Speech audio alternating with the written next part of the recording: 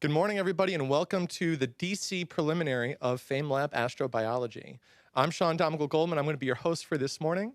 I'll be introducing our contestants, but before we get to that, I'm going to introduce our judges who have so graciously volunteered to provide their services to us today. I'm going to start on your right with David Grinspoon. Dr. Grinspoon is curator of astrobiology at the Denver Museum of Nature and Science and is an adjunct professor of astrophysical and planetary science at the University of Colorado. A frequent advisor to NASA, he is lead scientist for astrobiology on an instrument that is now on its way to Mars on the Curiosity rover. One of his books, Venus Revealed, was a Los Angeles Times Book Prize finalist, while another, Lonely Planets, The Natural Philosophy of Alien Life, was a Penn Literary Award for research nonfiction. His popular writing has appeared in Slate, Scientific American, Natural History, Astronomy, the Boston Globe, the LA Times, and the New York Times. He was awarded the 2006 Carl Sagan Medal for Public Communication of Planetary Science by the American Astronomical Society. Please help me in thanking David for joining us today.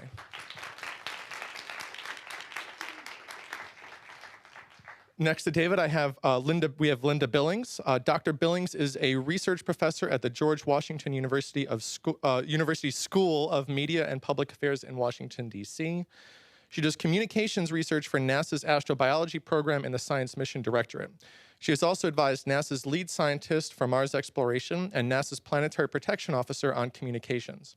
Her research has focused on the rhetoric of science and space exploration and the social construction of scientific authority.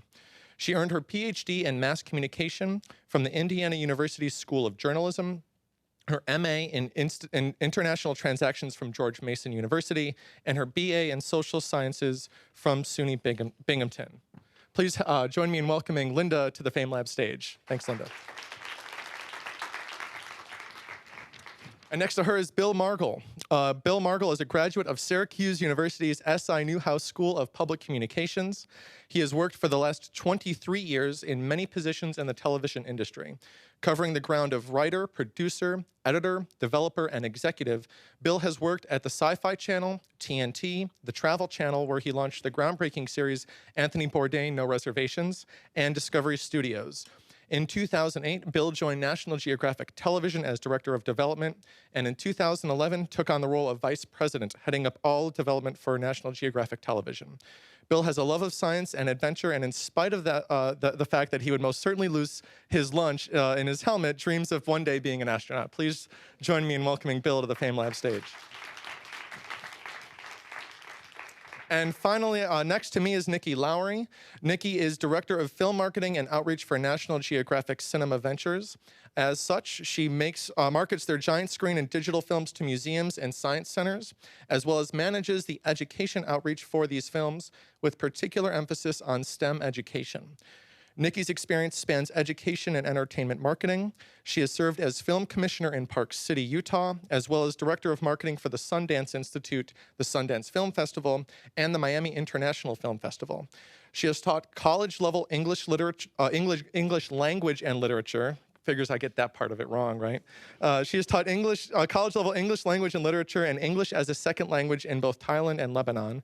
She has been the senior marketing manager for the National Geographic Explorer Classroom magazine, which brings science content to 2 million students in grades K through 12. Please join me in welcoming Nikki to the stage.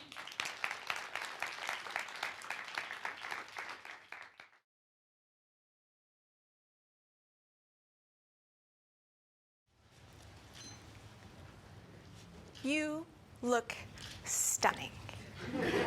And by stunning, I mean well organized. Everyone's sitting in a separate chair, facing the same direction, except you.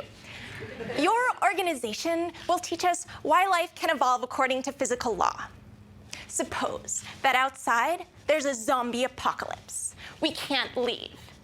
Soon, we won't look so organized.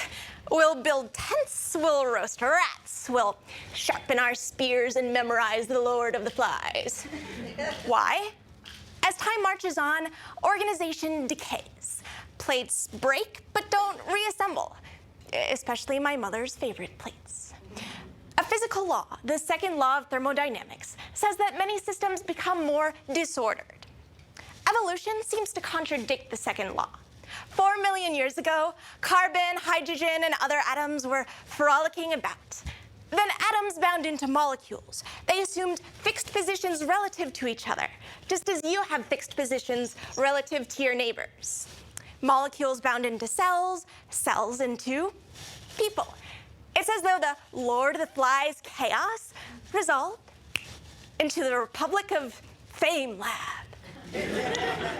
How can a disordered primordial soup evolve into an ordered organism?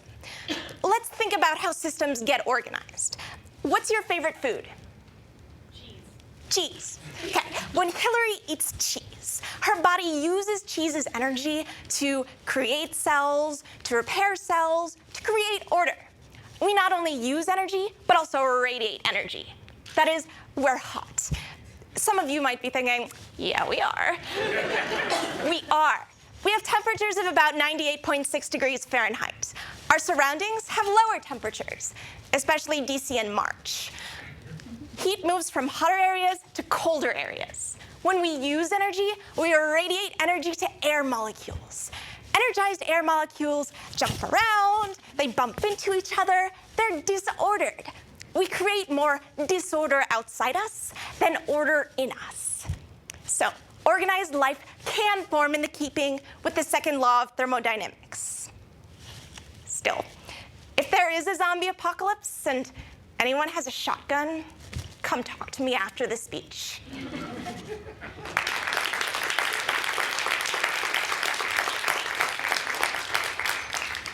That was terrific. Great start, great presentation, great audience interaction. You know, if somebody had said chocolate cake, I'm sure you would have done great with chocolate cake instead of cheese. All really super, very clear, very easy to understand, great analogies. Your enthusiasm is really, really good. Be careful you don't start to use the Spinal Tap analogy, at 11. Get yourself there. Do you know what I mean? So you want to, because if you start out with all of the energy in the world, you got no place to go in terms of your presentation. And so, although the enthusiasm was fantastic, pace yourself a little bit. You know, don't take us over the top right away. But really, really great. I second Bill's remarks. I was really engaged by your presentation. You did a great job. You have a wonderful stage presence. And at first I started to think, oh, little kids would love her. And then I think about, I love it too. So, great job. Wonderful presentation. I agree that you're very theatrical, and yet not in a way that takes away from the content. I thought, you know, intellectually you were actually presenting concepts at a pretty high level, and yet using this very theatrical style. So it's a great combo.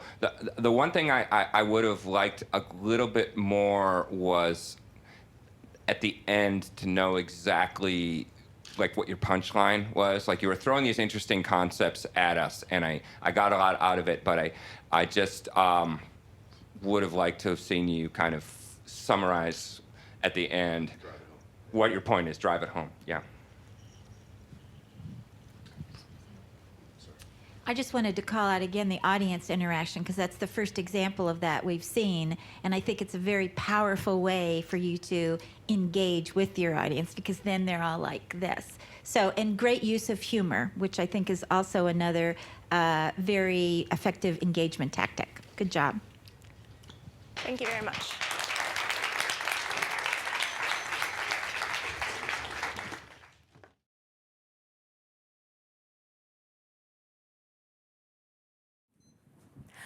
Life is like a garbage dump. Never mind what you hear about boxes of chocolates. Living systems are organized like dumps. By thinking about a dump, we can understand why life evolves, why we can exist. Picture a dump. See the rusty bicycles. Breathe in the stench of rotting eggs. Let's give our dump a stench rating. If the cat droppings mix with old meatloaf, then the stench knocks us out and has a rating of 10. If food occupies one bin, cardboard another, and so on, then the smell just turns us pale green and has a rating of 1. Now, picture a primordial soup. carbon atoms mix with hydrogen, oxygen, and other atoms. Carbon atoms are like milk cartons. Hydrogen is like old tires.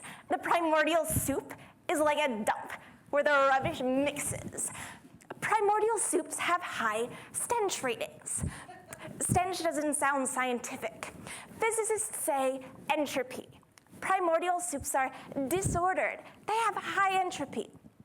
Organisms have low entropy. The atoms in us are organized into molecules and cells. A cell is like a bin in the dump. A dump that has bins has a low stench rating. Organisms that have cells have low entropy. How can a disordered, high entropy primordial soup evolve into an ordered, low entropy organism? If we throw more rubbish in the dump, the stench doesn't improve, right? Wrong. If we put clothespins on our noses and organize the dump. We can organize the dump only if we dirty our clothes, if we pollute while driving to the dump, if we create more disorder outside the dump than order in the dump. Similarly, as life has evolved on Earth, the Earth has radiated heat. We've polluted outer space with energy. Evolution creates more disorder outside living systems than order in living systems. Organized life can evolve in keeping with the second law of thermodynamics, in keeping with physical laws. You and I can exist. And life is like a garbage dump. It stinks, it has slime, but wouldn't you rather play in this slime than sit with a box of chocolates?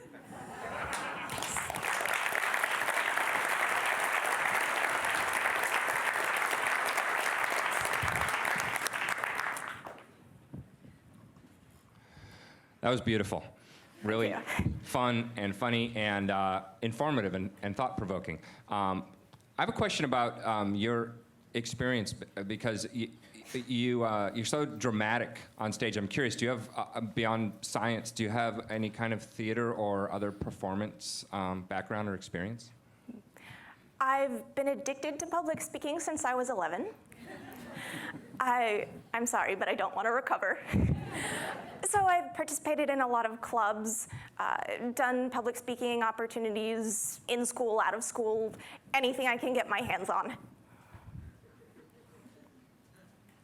David answered my question, and I love the dump. Thank you. I think it was terrific.